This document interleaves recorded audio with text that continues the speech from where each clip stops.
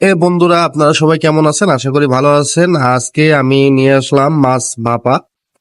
তো এই মাছ ভাপা উত্তরবঙ্গে চলে না, আমাদের যশোরে খুব ভালো চলে। চলে বলতে আমি আঞ্চলিক ভাষায় কথা বলতেছি আজকে। যাই হোক, আমি এই মাছটারে লেবুর যে রস, এই রস চিপিয়ে নিয়ে খুব খুব সুন্দর করে চিপিয়ে নিয়ে এই লেবুর রসের মধ্যে একটু সময় ধরে মাছটাকে ভিজায় রাখবে। কেননা মাছে অনেক ধরনের মাছে অনেক ধরনের গ্যাস গন্ধ থাকে, যাতে সেটা না থাকে এই জন্যই আমি মোটামুটি সুন্দর করে লেবুর রস দিয়ে নিলাম। এর পরবর্তীতে আমি দিয়ে দিব আদা রসুন আর কাঁচা লঙ্কা বাটা। এটা শিলপাটায় বাটিয়ে নিছি যাতে করে টেস্ট ভালো হয়। আসলে ব্লিন্ডার করলে অতটা টেস্টি হয় না। তারপরেও মানুষ এখন এআই যুগে কখনো শিলপাটা ব্যবহার করতেই চায় না। তারপরেও আমি অনেক রিকোয়েস্ট করছিলাম আমার ওয়াইফকে, তো শিল্পাটা দিয়ে বাইটিয়ে দিচ্ছে সুন্দর করে। সাথে দিয়ে দিলাম ওই যে গরম মশলা আর হচ্ছে জিরি। গরম মশলা জিরে একটু ভেজে নিছি, নিয়ে এটাকে সুন্দর করে গুঁড়ো করে নিছি যাতে খাওয়ার সময় গালে না বাঁধে। এবার দিয়ে দিলাম স্বাদ মতো লবণ।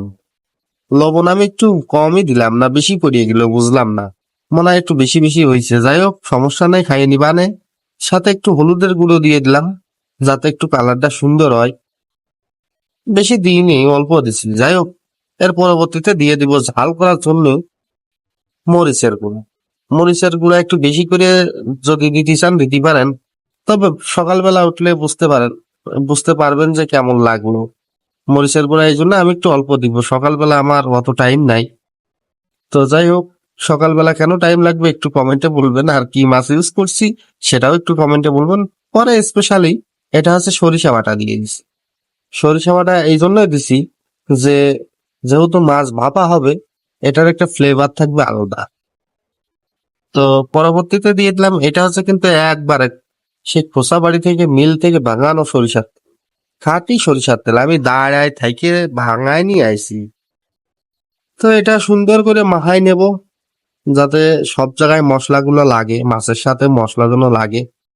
তো যাই হোক বন্ধুরা, আপনারা অবশ্যই অবশ্যই বলবেন যে এই যে মাছটা ইউজ করলাম এই মাছের নাম।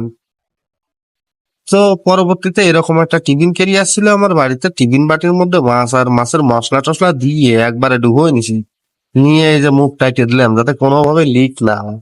লিক হলেই তো পানির মধ্যে মাখা যাবে না। আর এই যে মাছ ভাপানোর জন্য নিয়ে নিছি একটা স্টিলের প্যান, আর ওই যে রান্না টান্না করে যার পাত থই ওইটা। তো নিয়ে নিছি ওইটা দিছি কেন, যে স্টিলের উপর লাগলে আবার মাছ নিচের তো ধরিয়া যাবে না, যেহেতু আমরা ম্যাজিক চুলায় এটা সেদ্ধ করব। তো দেখতেই পাচ্ছেন কি সিস্টেম করে দিছি। অবশ্যই এই সিস্টেম করার জন্যই আপনার বাসা থেকে স্টিল না হলে লোহা, লোহা না হলে ওই যে আপনার কি কয় নন স্টিক নাকি, ওটাও আপনারা ইউজ করতে পারেন। তো যাই হোক, আমার বাসায় অত কিছু নেই, নন স্টিক টিস্টিক এই স্টিল দিয়ে চালায় নিলাম। এরপর সুন্দর করে রেখে দিয়ে 800 ভোল্টেজ দিয়ে আহ সেদ্ধ করেছি। এই দেখেন কালারটা দিচ্ছেন একদম। হ্যাঁ, অনেকেই মনে করতে পারেন কাঁচা মাছ কেমন খাইলো, আরে কাঁচা না রে ভাই, খাইয়ে দেখেন এটা যে কি টেস্ট। হ্যাঁ, এই যে ভাত নিয়ে বসে গেছি, দেখেন মাছগুলা সেই সেদ্ধ হয়েছে। কালারটা দেখছেন, আর আপনারা তো ভিডিওর ওই পাশ থেকে সেন্ট পাচ্ছেন না, আমার তো সেন্টেই খাওয়া হয়ে গেছে অর্ধেক। তো বসে গেলাম আবার খাতি। তো খাইয়ে টেয়ে বলবা না কিরাম হয়েছে, আমার কাছে তো মনে হচ্ছে খুব সুন্দর হয়েছে।